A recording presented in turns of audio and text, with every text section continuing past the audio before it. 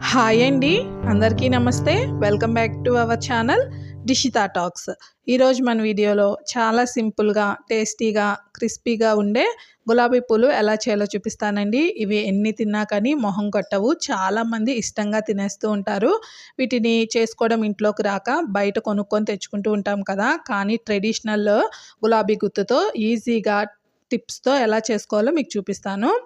ముందుగా అయితే ఒక కప్పు వరకు మైదా పిండి తీసుకోండి. సేమ్ అదే కప్పుతో అదే క్వాంటిటీతో ఒక కప్పు వరకు బియ్యం పిండిని తీసుకోండి. పొడి బియ్యం పిండే. దీంట్లో ఒక హాఫ్ కప్పు వరకు షుగర్ వేసుకుంటున్నానండి. అలానే రుచికి తగినంత, అంటే జస్ట్ కొంచెం ఉప్పు వేసుకోవాలి, టేస్ట్ బాగుంటుంది స్వీట్లో. పావు కప్పు వరకు కార్న్ఫ్లోర్ వేసుకోండి. ఈ కార్న్ఫ్లోర్ వేసుకోవడం వల్ల ఈ గులాబీ పూలు ఎన్ని రోజులైనా సరే మెత్తపడకుండా క్రిస్పీగా అలానే ఉంటాయి. ఇవి మొత్తం కూడాను కలిసే విధంగా ఒకసారి గరిటతో కలిపేసేసుకుందాము.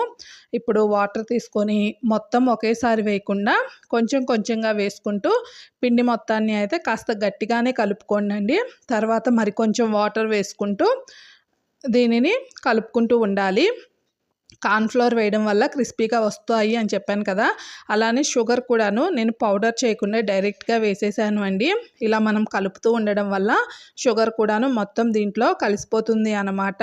మీరు పౌడర్గా వేసుకోవాలి అంటే కప్పు వరకు తీసుకోండి షుగర్ని, మిక్సీ జార్లో గ్రైండ్ చేసేసుకొని. చూడండి, పిండి మొత్తం కూడాను బాగా కలిసిపోయింది కదా.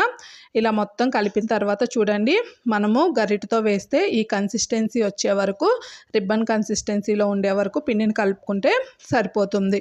అలానే గరిట వెనక తిప్పితే ఇలా ఉండాలి అనమాట. ఇప్పుడు దీనిని కనీసం 2 నుంచి 3 గంటలు పక్కన పెట్టుకుంటే మనకి గులాబీ పూలు చక్కగా నీట్గా వస్తాయి అండి. నేను 2 గంటల తర్వాత అయితే ప్యాన్లో ఆయిల్ పెట్టేసుకున్నాను. ఆయిల్ హీట్ అవుతూ ఉంది కాబట్టి ఆయిల్ హీట్ అయ్యేటప్పుడే మనము ఈ పువ్వు గుత్తుని, గులాబీ గుత్తిని అయితే దాంట్లో పెట్టేసుకుంటే చక్కగా వేడైపోతుంది. తప్పకుండా గులాబీ గుత్తిని వేడి చేసుకుంటేనే మనకి గులాబీ పూలు నీట్గా పర్ఫెక్ట్గా వస్తాయి అన్నమాట. అలానే ఒక 2-3 గంటల తర్వాత పిండిని అయితే మరొకసారి ఇలా కలుపుకొని 4-5 యాలకులని దంచి ఫ్లేవర్ కోసం అయితే వేసేసాను అండి. ఇది కూడాను పిండిలో కలిసే విధంగా కలిపేసేసుకోండి. ఇప్పుడు బాగా వేడిగా ఉన్న ఆయిల్ అయ్యిందో లేదో చెక్ చేసుకోవడానికి కొంచెం పిండిని అయితే వేసాను. చక్కగా మనకి ఆయిల్ అయితే వేడైంది.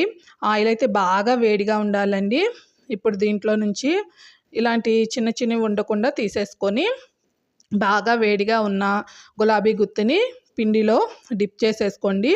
మొత్తం డిప్ చేయకూడదండి, జస్ట్ 1/3 వంతు అంటే సగం కంటే తక్కువగా డిప్ చేసేసుకొని ఇలా ఆయిల్లో, బాగా వేడిగా ఉన్న ఆయిల్లో పెట్టేసి ఒక 6 సెకండ్లు ఉంచిన తర్వాత ఒక స్పూన్తో కానీ ఫోర్క్తో కానీ ఇలా మెల్లిగా చుట్టూ తీసేసుకున్నామంటే ఈజీగా అయితే ఇది గరిట నుంచి వదిలేస్తుందండి. ఒక 2-3 అయితే తప్పకుండా పాడైపోతాయి. తర్వాత గరిట బాగా వేడెక్కి పిండి పట్టుకొని మనకి నీట్గా అయితే గులాబీ పూలు వస్తాయి. అలానే వాటిని తీసిన తర్వాత ఇలాంటి చిన్న చిన్న తొలకలు వస్తూ ఉంటాయి కదా, వాటిని తీసుకుంటూ ఉండాలి. మనం గులాబీ గుత్తిని తప్పకుండా ప్రతిసారి వేడి చేసుకుంటూ ఉంటేనే ఆ వేడికి మనకి గులాబీ పూలు నీట్గా వస్తాయి అండి. పిండిని కూడాను గులాబీ పూలు వేసే ప్రతిసారి కూడాను ఒకసారి మిక్స్ చేసుకుంటూ వేసుకోండి.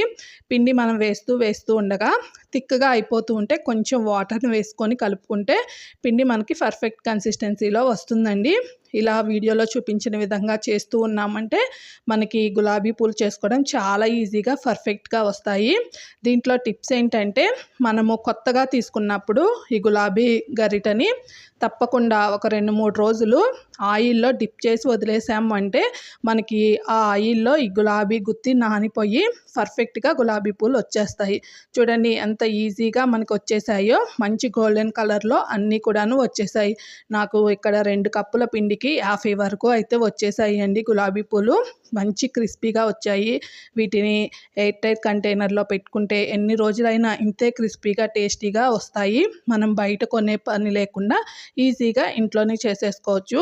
మీరు షుగర్ ప్లేస్లో కావాలంటే బెల్లం కూడాను తీసుకొని చేసుకోవచ్చు అండి. బెల్లాన్ని కాస్త కరిగించి వేసుకుంటే మనకి ఈజీగా మిక్స్ అయిపోతుంది. మీకు నచ్చితే తప్పకుండా ట్రై చేసి ఎలా అనిపించిందో కామెంట్ చేయండి. ఈ వీడియో నచ్చితే లైక్ చేసి మన ఛానల్ని సబ్స్క్రైబ్ చేసి సపోర్ట్ చేయండి. మరిన్ని వీడియోస్ కోసం మన ఛానల్ని చూస్తూ ఉండండి. Thank you for watching. Bye.